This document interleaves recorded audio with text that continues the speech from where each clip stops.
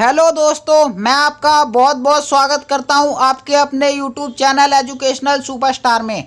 आज हम ईएमसी की वर्कशीट 7 करने वाले हैं। इसमें हम जानेंगे प्रभावी संचार यानी कि इफ़ेक्टिव कम्युनिकेशन किस प्रकार से की जाती है।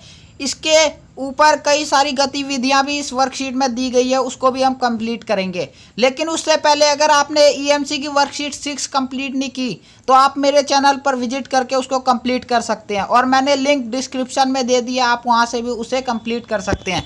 चलिए शुरू करते हैं आज की ये स्पेशल वीडियो। तो पिछले सप्ताह में हमने अपनी क्षमता के अनुसार कैरियर के बारे में समझा था। किसी भी कैरियर में प्रभावी संचार करना महत्वपूर्ण है। इसके लिए सबसे पहले ध्यान से सुनना और स्पष्ट रूप से बोलना सीखना होगा।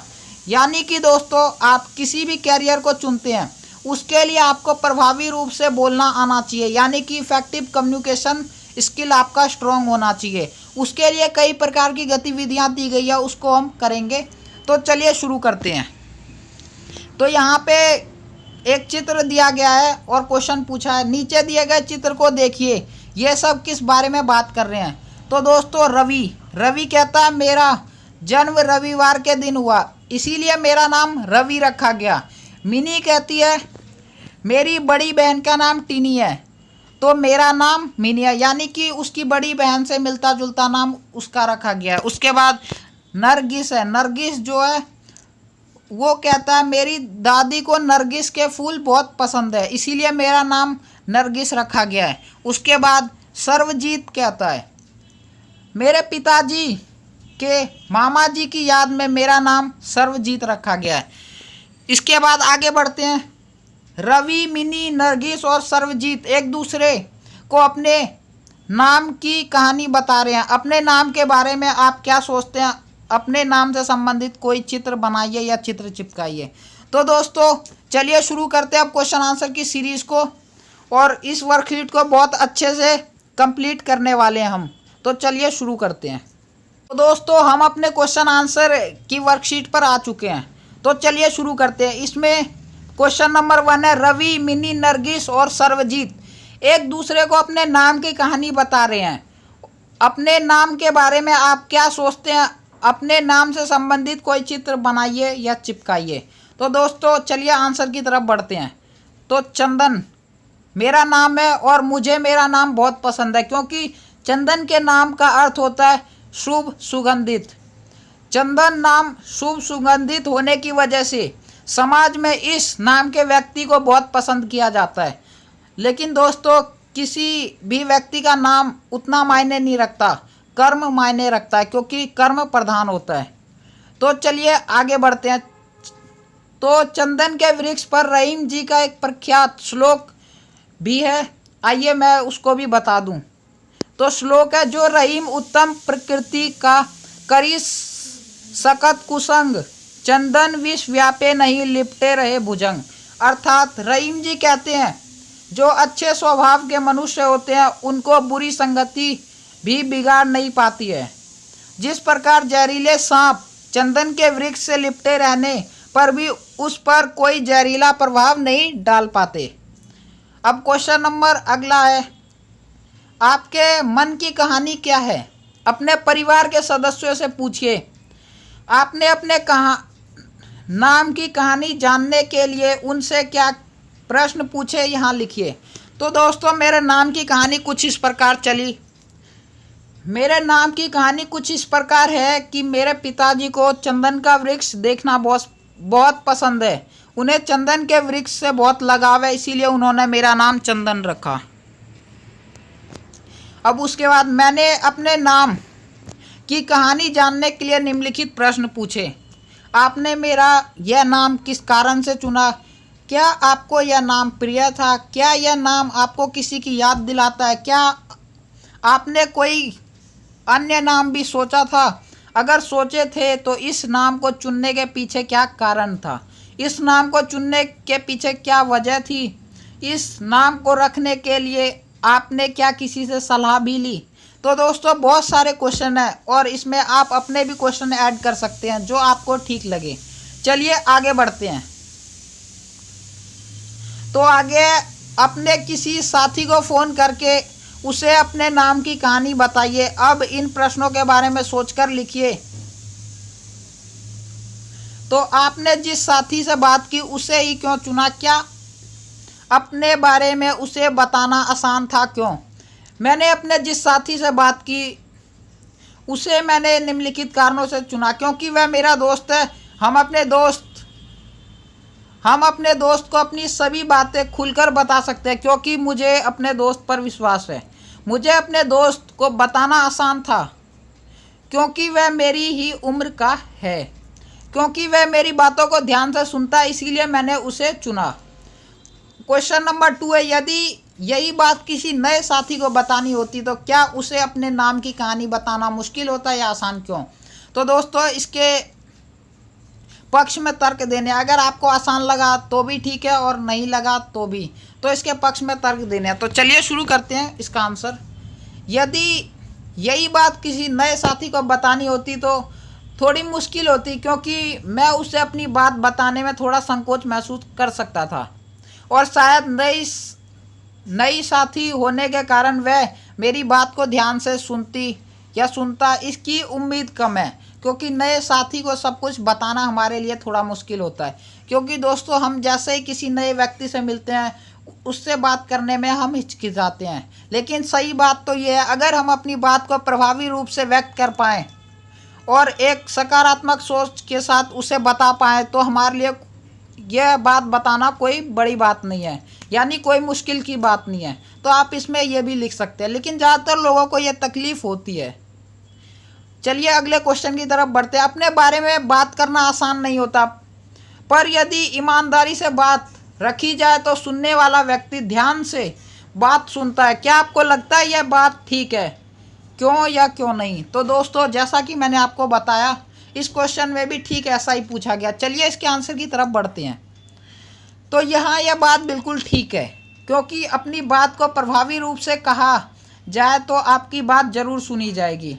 हो सकता है कि शुरू में यह बात आसान ना हो, किसी नए व्यक्ति से आप बात कर पा रहे हो तो वो आपके लिए आसान नहीं होगा, लेकिन प्रयास करने से सब कुछ संभव है। अगर आप अपनी बात को मधुर वाणी में धैर्यपूर्वक कहेंगे तो आपकी बात हर कोई सुनना चाहेगा और हर नए व्यक्ति को आप अपनी बात आराम से बता सकेंगे। चलिए इसके बाद आगे की गतिविधि को करते हैं। तो दोस्तों, पिछली गतिविधि में आपने अपनी बात को कहने के बारे में समझा। आइए अब समझते हैं सुनने के बारे में। तो इस गतिविधि को परिवार के अन्य 2 सदस्यों के साथ मिलकर करना है। तो गतिविधि क्या है और आपको क्या करना है वो जानते हैं। पहले सदस्य के साथ जीवन की किसी महत्वपूर्ण घटना के बारे में सोचना है, जब वे खुश हैं, उदास हैं, परेशान हैं, उत्साहित हैं। यदि वे उस घटना के बारे में आपको बताने में सहज हैं तो उस घटना के बारे में बताएंगे। उसके बाद आप स्वयं हैं, उनकी बात सुनकर उसे उन्हीं के शब्दों में वैसे ही हाव भाव प्रयोग करते हुए फिर से बताना है। और अगला जो कार्य आपको करना है वो दूसरे सदस्य के साथ दोनों की बात ध्यान से सुननी है। उसके बाद गतिविधि के बाद सोचें, आपस में चर्चा करें और लिखें। तो इसमें क्या क्वेश्चन दे रखा है, क्या अपने बारे में बात करना आसान था? क्यों या क्यों नहीं? तो दोस्तों, आसान था या नहीं था वो आपको लिखना है। उसके बाद आप अपनी बात को और बेहतर रूप से कैसे बता सकते थे, ये क्वेश्चन है। इसके बाद क्या, अब स्वयं के ऊपर है, क्या सुनी गई बात को फिर से हूबहू बताना आसान था? क्यों या क्यों नहीं? रीजन भी देना है। तो दोस्तों, इसके आंसर की तरफ भी बढ़ेंगे, पहले सभी क्वेश्चन को देख लेते हैं। आप बात को और ध्यान से सुनने के लिए क्या कर सकते थे? इसके बाद अब दूसरा जो सदस्य है उसके लिए क्या चर्चा करनी, गतिविधि करने के बाद आपने क्या सोचा वो देखना है। क्या सुनी हुई बात को वैसे ही बताया जा सका? आप इन दोनों को बेहतर रूप से अपनी बात कहने और बात सुनने के लिए क्या सलाह देंगे? तो चलिए दोस्तों, इसके आंसर की तरफ बढ़ते हैं। अब पहले सदस्य से जो मैंने बात की उसके बारे में जानते हैं। हाँ, अपनी बात बताना आसान था क्योंकि मैं अपने दोस्त से बात कर रहा था, लेकिन कुछ बिंदु उम्र एक जैसी होने के कारण शायद मैं अपने दोस्त को अच्छे तरह से कह पाया। और इसके नीचे का जो क्वेश्चन था, अपनी बात को बेहतर रूप से बताने के लिए प्रभावी रूप से बात करना आवश्यक है। इसके बाद अगर आप स्वयं होते तो क्या होता।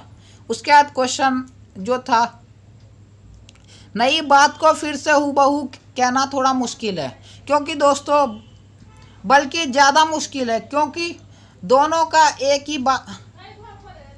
ही बात कहने का तरीका अलग अलग हो सकता है। उसके बाद बात को और ध्यान से सुनने के लिए उनकी बातों में रुचि लेनी चाहिए, जिससे हम उनकी बात और अधिक ध्यान से सुन पाएँ।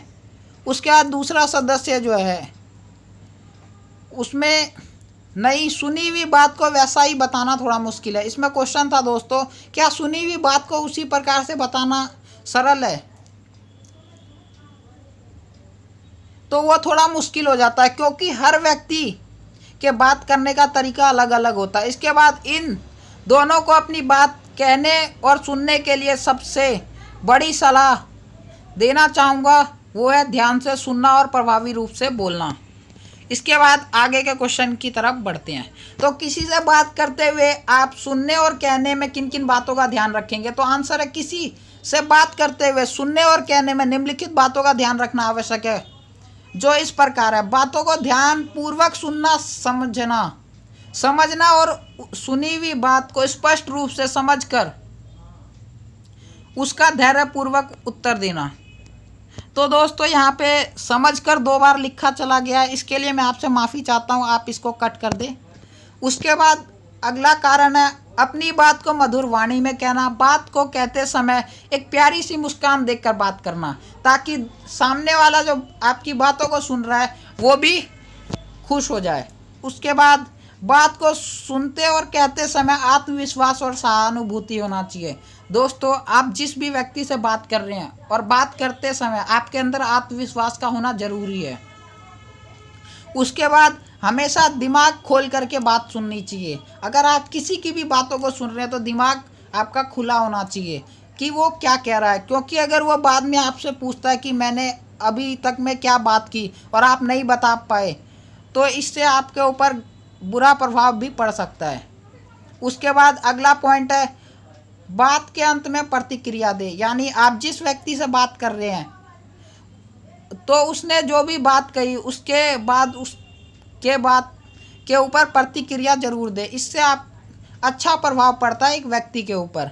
चलिए आगे बढ़ते हैं। तो दोस्तों कई बार हमें ऐसा लगता है कि हम दूसरों की बात ध्यान से सुनते हैं, पर यदि सुनी हुई बात को फिर से बताने को कहा जाए तो शायद हम वैसा ना बता पाएँ।